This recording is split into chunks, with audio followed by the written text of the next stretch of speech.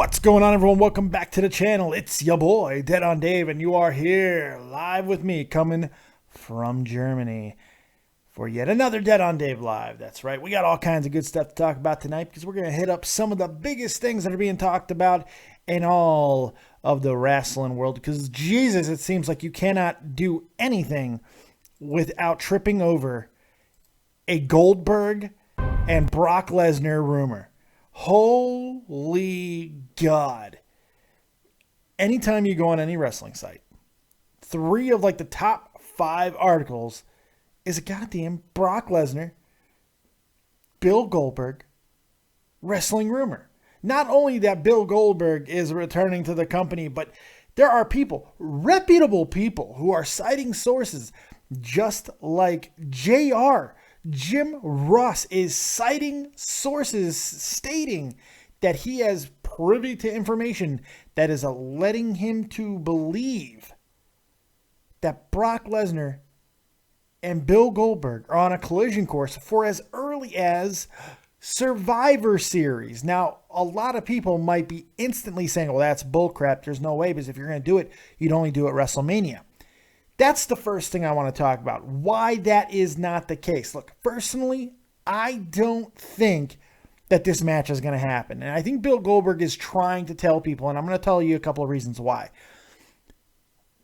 But I personally believe that if this were to happen, it's not going to happen at Mania. Because I think there's bigger things, maybe not bigger matches as far as money, because that's the only reason why this match would happen is because of that schizo, that cheese, that cheddar, that Kraft, that lettuce, that cabbage, that's money. That's the only reason why it would be happening. That's it. However, it could still be a big drawing type of event for something outside of WrestleMania. It doesn't need to happen there. In fact, putting it on a card such as Survivor Series and headlining that card makes a hell of a lot more sense for a bunch of different reasons. There's plenty of different reasons out there as to why that makes sense. One, you want to reestablish value onto Survivor Series. Second, there's also a good possibility that Goldberg is not physically able to wrestle a match on his own. That's a possibility too. And this could be a testing of the waters type situation. Look, Bill Goldberg has been very adamant about the fact, and he's been very upfront about the fact that he is not only either just had or is about to have not single knee surgery, but double knee surgery. Both of his knees are shot. You know why? Because he's a 50-year-old fucking man. That's why. He's old as hell for a wrestler. Look, I know there are lots of famous wrestlers who were able to do what they were able to do well into their 50s. We've seen it. Ric Flair did it. I think he had some great times in his 50s. Hulk Hogan was able to have some great time in his 50s. But for different reasons than the reasons that would need to happen for for Bill Goldberg to have great matches. Look, biggest thing is Ric Flair and Hulk Hogan did this their entire lives. For better or worse, they are world entertainers. They are wrestlers, entertainers. They know what to do at all times. That's just a reality of the situation. That's it. So they didn't need to rely on some of the things that a guy like Goldberg needs to rely on to get over and have great matches. Goldberg's not them. Goldberg doesn't understand the industry in any way in the same semblance as those two and other older wrestlers do. Plain and simple. So at 50 years old, 49 years old, he would have to rely on what brought Goldberg to the dance in the first place. The physicality, the aggression, being that physical presence. He's just not that. Yes, is he in good shape? Yes, he is, but he's in good shape for a 50-year-old. He's not in good shape for a 35-year-old. Brock Lesnar is 39 years old. The type of physical style that this match would have to be, you have to question that after 12 years out of the industry, whether or not Bill Goldberg could physically hold up to it and be able to really put on a match. So I think the likelihood, if this were to happen, for it to happen at Survivor Series, makes a hell of a lot more sense because you can always make it a Survivor Series style match. Now, of course, there's an obvious hiccup with that because who the hell's going to team with Brock Lesnar? Who is Brock Lesnar going to get unless they do an angle where it's Paul Heyman recruiting people, which that could work too. But I doubt it because it's Brock. And Brock is the beast. He's the conqueror. He does it on his own. And having him in an elimination style Survivor Series match would be odd. But the point is, there's things that you could do specifically at Survivor Series that doing at other pay-per-views are a little bit more difficult. So I could see that happening. However, Goldberg is outside of hyping up the video game WWE 2K17 and I think holding on to some delusions or hopes of grandeur. I just don't see him really telling anything that he's going to be doing it. He had a perfect platform yesterday with the coach on ESPN, and he all but shut it down of any semblance of his return. I mean, when Coach asked for a possible return, Goldberg said this. He says he's been preparing to answer that for 12 years. He says he's an old man now. He's 49. Ric Flair could pull it off at that age, but he doesn't know if he could. He says that he has a boy and a wife that hasn't seen him wrestle and that there's a new generation of kids that don't know anything about it and wants to show people what he can do. He wants to be that guy again, but is afraid that it could tarnish his legacy if he came back at this age. He really wants to do it, but really wonders in reality if it would be a smart move. That's the thing. That's a telling statement. Now, there could be some salesmanship there, but I think if he's doubting himself on a physical level, and especially using the words legacy and tarnishing of that legacy, there's some big stop signs. He's also said what would take to get him back in the ring is basically an obscene amount of money. Now, in the same breath, he would also make a statement like this. Goldberg would go on to say, and this is all courtesy of WrestlingInc.com, which took these quotes directly from ESPN. Goldberg would also say that he doesn't owe Brock Lesnar a rematch, that he prospered off the first match and won, but if he came back, that would be the match. He also said Brock is the man. So he put Brock over. It's the only match that's out there. Goldberg doesn't have anybody else that he could have a match with. It is what it is. Fake Ass Swat says Undertaker was 51 when he went against Brock Lesnar. Put on a great match with him and did it without getting hurt. Then again, Taker can actually wrestle. Yeah, see, Fake, that's the thing. It's my exact same argument that I just made why Ric Flair and Hogan were able to do it. But Bill Goldberg's not the Undertaker. Bill Goldberg did not care about being a professional wrestler. He's not inundated with that same knowledge base of how to work smarter, how to do things without putting your body at risk. He never had that ability. We're talking about a guy who legitimately put his fucking hand, his arm, through a car window. I mean, we're not talking about a guy who's necessarily all there and thinking coherently about the industry. And he's doubting it himself. So, there's a lot to wonder about when we're talking about this potential match. There's another reason why this should not happen. Again, I think it could potentially happen because of the money involved, but logically, it shouldn't for this reason. The match 12 years ago sucked.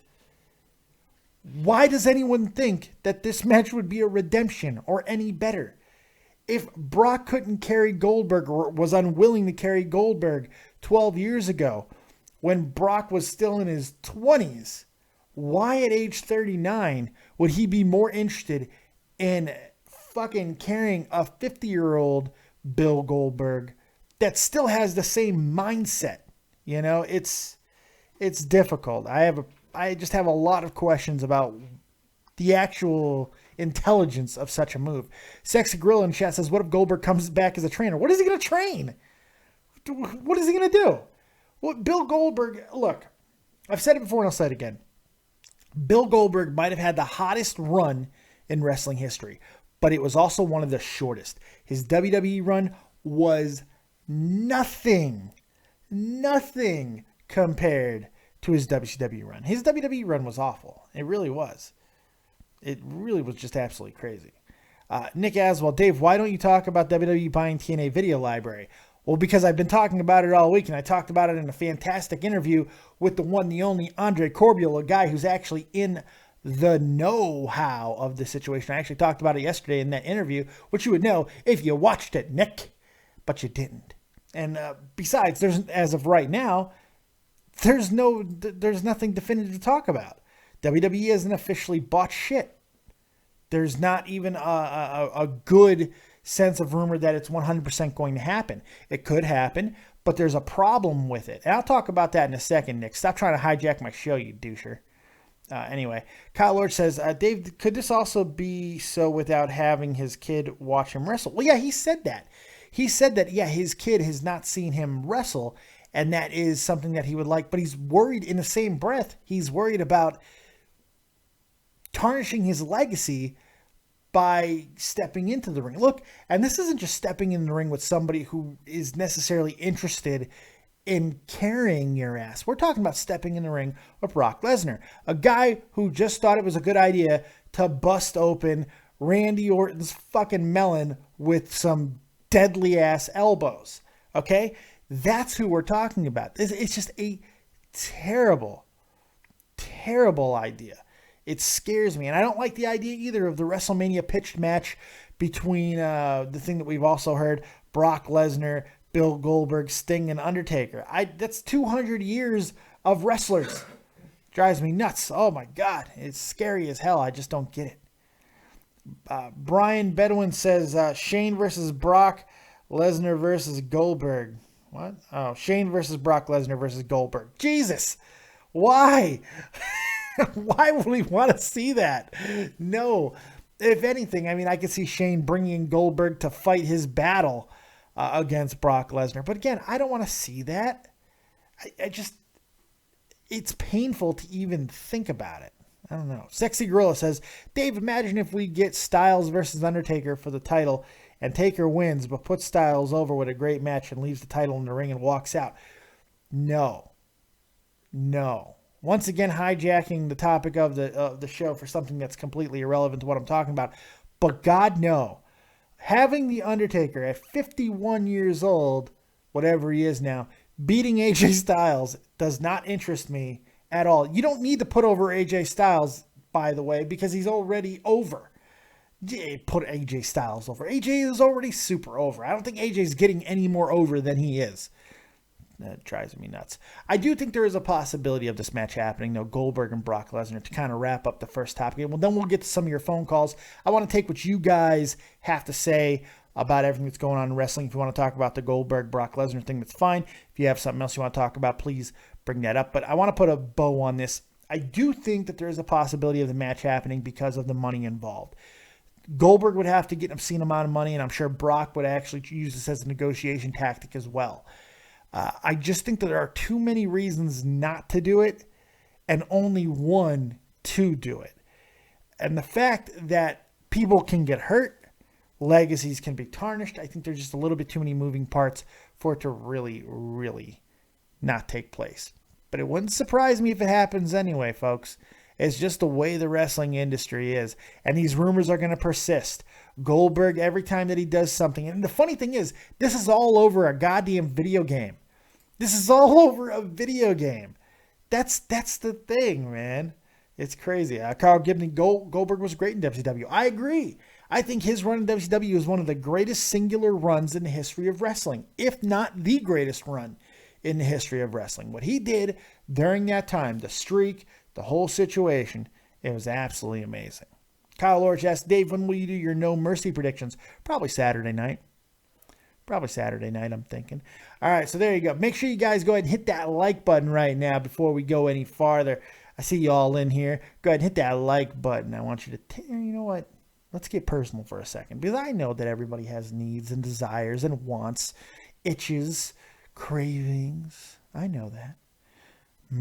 So what I want you to do, I want you to take whatever finger that you use to pleasure yourself with, and I want you to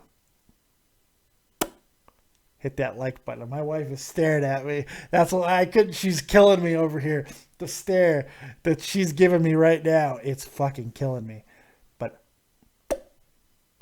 just like that like button, caress that like button. Don't. What is that? This is what I would use to rub your clitoris. I want. That explains a lot. Why? You don't. Let's not talk about your weird clitoris. Your oversensitive clitoris. But yeah, this is what I would use. Just like that. And sometimes I'd go like this. Other times I'd go up and down.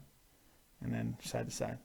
Alphabet. What are the rest of the fingers if you have just... I'm spreading your fucking folds with it. Oh, Jesus Christ. Look. Spread and touch. Spread and touch. You're retarded. Yes, I am. Anyway. All right, let's open it up. Let's get to your guys' calls, your questions, your comments, your concerns, your quips, your quotes, your hopes, your dreams, and anything else you might have. We're opening it up, calling on Skype. David Vancura, DavidVancura.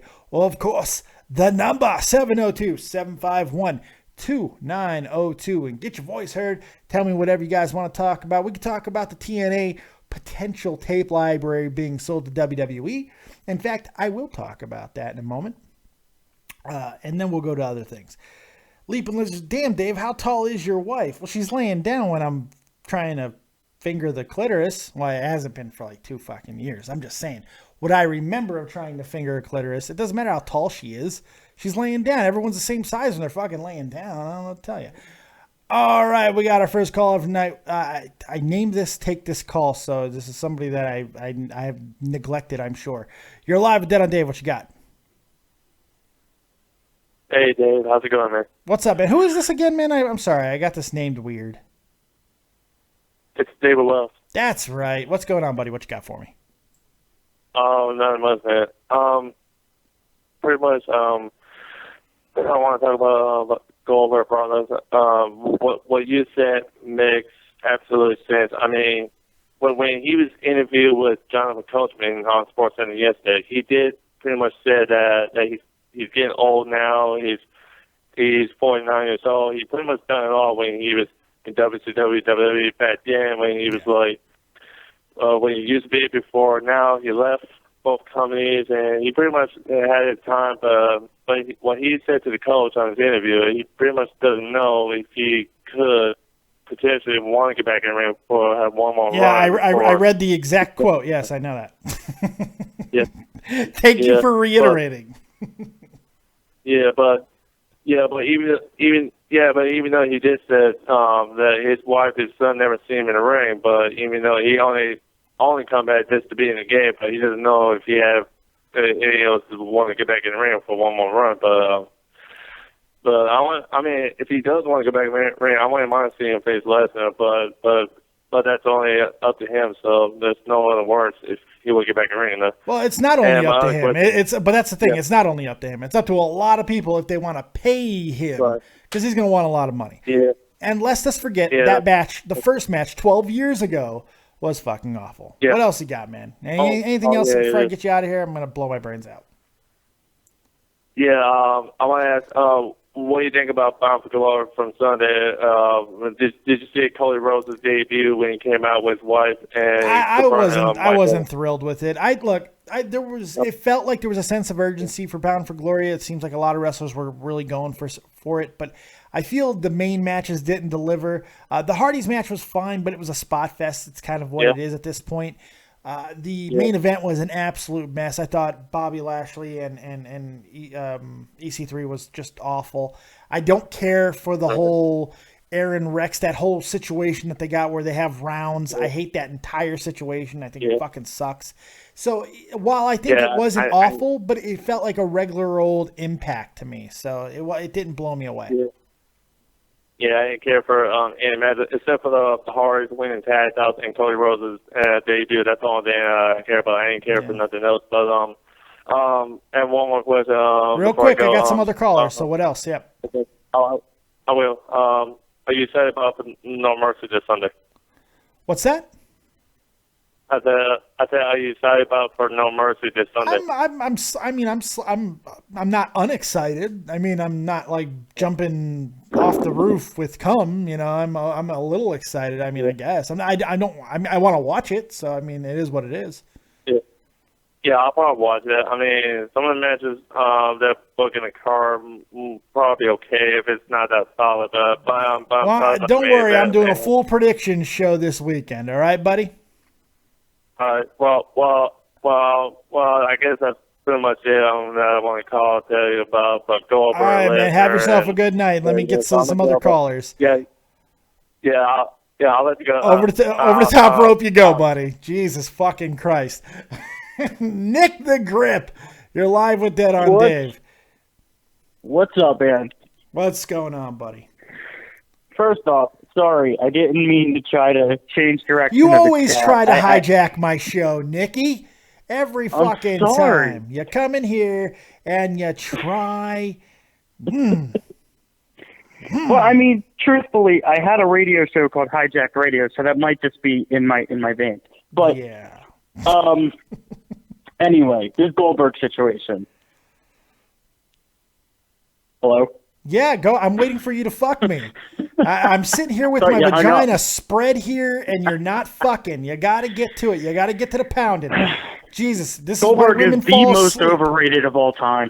No, Goldberg's not. That's retarded. No, Goldberg's not the most overrated wrestler of all time. Not even close. Yes. Because the fact is, Goldberg. Look, most people don't overrate Goldberg. People forget about Goldberg. You know why? Because he had a 14, 15 month run, which it can be considered, if not the greatest run in the history of wrestling. It's certainly in the top 3.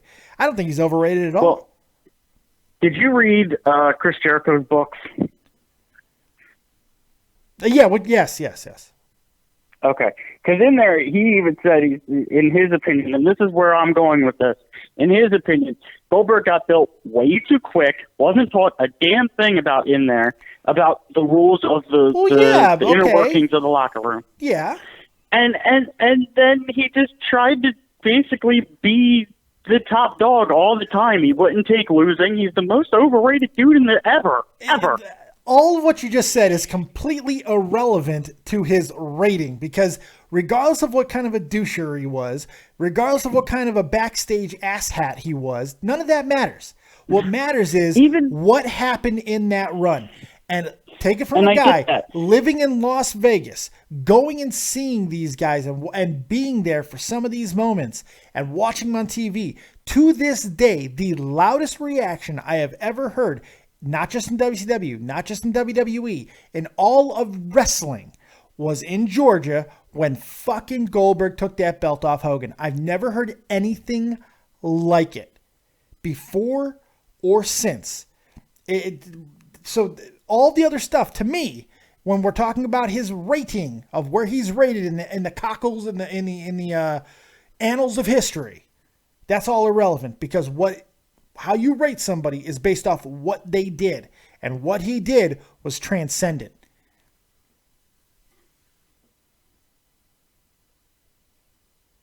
Nick?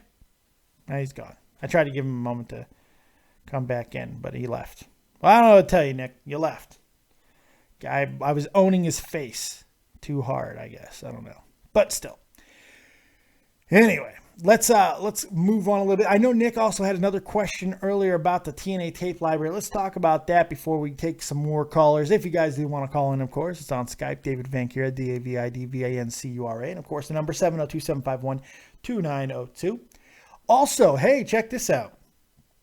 My buddy, Sal Lametico, he is an avid kaiju fan. He is an super kaiju fan. I know what you're asking. What's kaiju?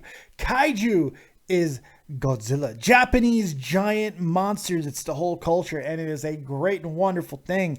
And he created the world's first KAIJU box. That's right, the first ever of its kind, a kaiju monthly subscription box. It's getting started on Indiegogo. Make sure you guys go check it out. It's in the description box of this video. If you love Godzilla, if you love Japanese monsters, you like that whole culture, this is the block for you. This is the box for you. It's the first ever of its kind. Go check it out. All right, let's take another call, and then we'll close with the TNA tape library conversation. 302, you're live with Dead on Dave. What you got? Hey, it's Nick. Nick, oh, okay, you're still alive. All right, that's good. Yeah, my cell phone kind of spazzed out on me. It does that. That's okay. All right, what else you got for me? I beat you But mercilessly with the Goldberg thing. We don't even talk about it anymore. What else you got? I was talking. I thought I was talking, and then it just wasn't there anymore. But no, dude, I mean, it just felt like Braun Strowman matches for 15 months when he was in WCW. How did you like that? What? Get the fuck. How old are you, Nick? I'm 24. Okay, you didn't live through it. You didn't. But I did. No, you did. You were 4. You were 4. You were 6 years old. You didn't live through it, okay? You're watching it now with a different wrestling mindset. When he went through the entire flock in one night, it was amazing. It wasn't good. It wasn't great. It was incredible. His matches could be bad. His matches could be squash-tastic. But you know what? At times, he showed unbelievable, uncanny athletic ability, and you know what else he did? He had the attitude of a legitimate badass, and that's what hit with people. And he was great, man. Look, I'm not a Goldberg guy either. I was when I was a kid, when I was living through it. I loved it, but now looking back on it, I'm not the biggest guy in the world, especially because of what he did afterwards. But that time frame was incredible. Let me ask you this on a completely different subject. Okay. What is your favorite time period for WWE? And what I mean is, like, more or less Raw, because Raw is the flagship show, so let's stick there. Okay. But your favorite, like, time period for Raw? 99 to really 2004. That entire period. Yes, including the Alliance and all of that stuff. I didn't mind some of it. Basically, that entire run there was kind of my thing, going into Ruthless Aggression, leaving the Attitude Era. But 99 is when the Attitude Era really, really skyrocketed, man. And it was so much fun. I can hear myself in the background, by the way. I'm about to kill myself. That's weird. I'm not even in the same room where the YouTube video is, so that might just be this phone. I'm sorry about that. That's all right. But, no, the thing, I'm trying to get somewhere with this because everyone hates my wrestling mind. My favorite time period is the 2002 to 2005. Ruthless Aggression. You like Ruthless Aggression, yeah. Triple H's dominance on Raw, which seen Goldberg's horrible WWE thing. Yeah.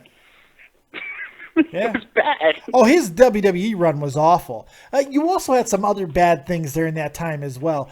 Lest we forget the fucking Big Papa Pump fiasco, all right? That happened during that time, too. Not good. There was also a lot of bad that happened. I mean, one of the most embarrassing things in the history of wrestling happened that period. And because Vince was still so vindictive, even though that he crushed WCW, one of the most disgusting things I've ever seen in wrestling, it bugged me so much, and I'm not even a Booker T guy. When Booker T came in the ring and cleaned house, and he stood and he bumped into The Rock turned around and said, "Who are you?" Yep. Disgusting. And then you go to, what was it, WrestleMania 19, when Triple H decided he was going to win. Yeah. It is Booker. what it is. I know you also had a TNA question. Go ahead and hit me with that, and then I'll get you out of here. From what I heard, it was official. It was 100% locked in that WWE bought that library. No, not even close. Nobody's reporting that from what I've seen. And I talked to a guy in the know yesterday who would definitely know if that was the case. Are the talks still ongoing? Yeah, but the problem is there's still not an absolute owner right now. Dixie is not going to be the owner long term. She is giving over control to somebody. The question is who? More than likely Billy Corgan. More than likely.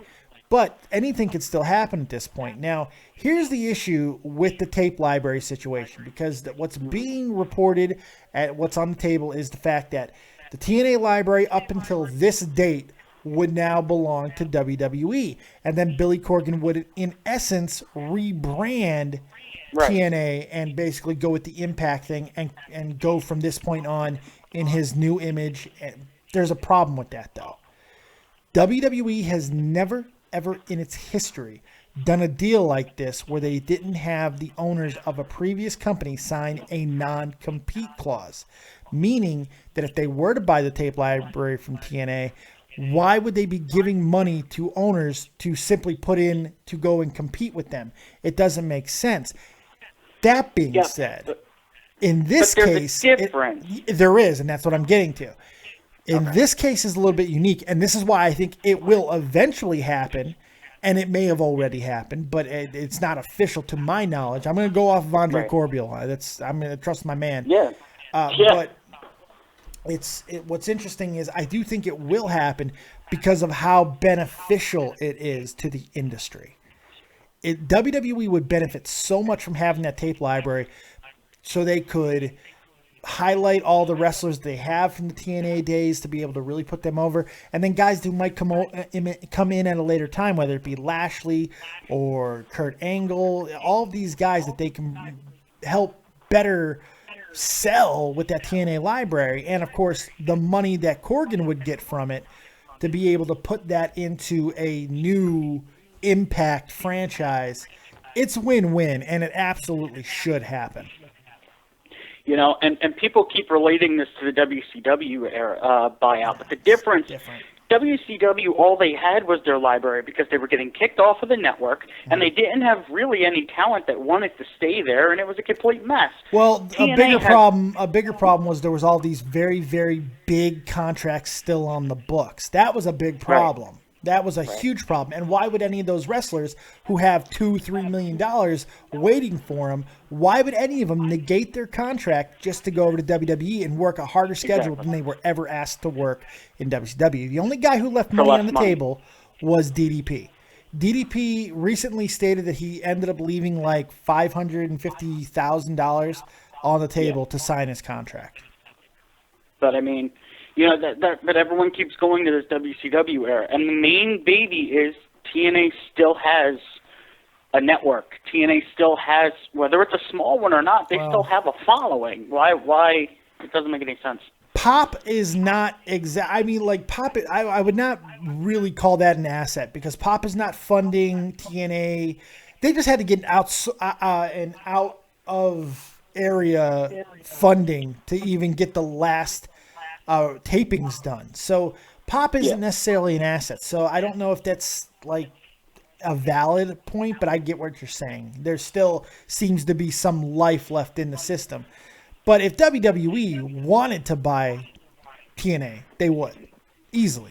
They could buy him no problem because Dixie will take the money if it was enough. I believe that.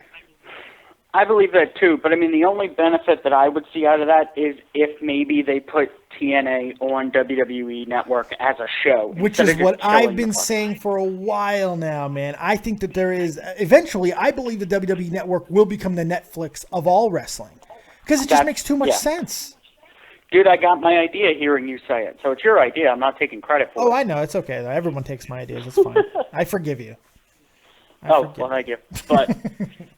yeah, so Goldberg, most overrated of all time. Oh, Christ. And the best spear is Rhino. Get the fuck out of here with that shit. See you later, Nick. It's always good to hear from Nick the Grip. We got all kinds of people hanging out with me live on Skype, coming from Germany. We got Carl Gibney. We got Sexy Gorilla, who just left because he was being a little baby, I guess. I don't know. Leaping Lizard. Pittsburgh Boy is leaving as well. Derek Bradford. Just too sweet with ease.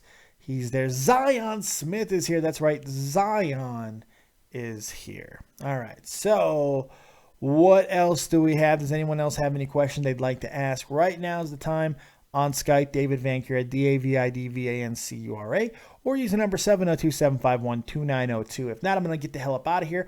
Also, the wonderful little chat. Go ahead and hit me up with questions in the chat. We'll do quick questions in the chat as well. Sexy Girl Dave, talk about the new group in TNA and how it's a ripoff of WWE's NXT Sanity. How is that possible when Sanity hasn't even debuted yet? Sanity hasn't even debuted yet. Sanity has kind of already, I mean, like everyone's saying that Sanity is a little bit of a ripoff of a TNA group. And you can make that argument, but there's been misfit groups in the past, so I don't know. The L Web 100, Dave, I love your sexy man tits. That's fucking right. You know, you think that you could be, you know, talking shit about me, but you know what? I earned my fatness in a way that you probably didn't earn yours at war, bitch. So it doesn't bother me at all, man. I served my country. I got hurt. I gained some weight, but I've also lost almost 55 pounds in the past 16 weeks. So I'm getting on that right path. So enjoy the man boobies, which you can't even really see in this shirt because I look so good in this shirt. I look sexy. It's amazing. So there you go. James Ahmed, Goldberg versus Ryback should have happened. Oh, Christ. No, I'm good. Fake ass twat. Dave, is your taint sweaty? Yes, I'm sitting in ball soup right now. Nick Oswald, hey, Dave, gore? Yeah, here, I'll gore you. There you go. There's a gore for you. There's a gore for you, Nicky. Go back to the Spirit Squad. Derek Bradford, Dave, if the Goldberg and Lesnar thing happens, do you think Goldberg will go over? No, I don't. And I think that's what will ultimately hold it up. Goldberg's going to want to go over, and he's going to want a lot of money. And I think that's what could hold it up because, no, you don't give Brock's momentum and everything that he's built over the last 3 years to Bill Goldberg, not a 50-year-old. It doesn't happen. It makes no sense to me. Who knows? CJM Stop Motions, when do you think Nakamura will get called up? Hopefully soon. Bless you, my wife. The L Web, I was actually joking. Well, I was joking too. We're all joking. It's okay. I love you, the L Web. Don't worry, buddy. I'm here for you, buddy. I'm here for you, buddy. Sexy Gorilla, Dave, who do you think has a better body?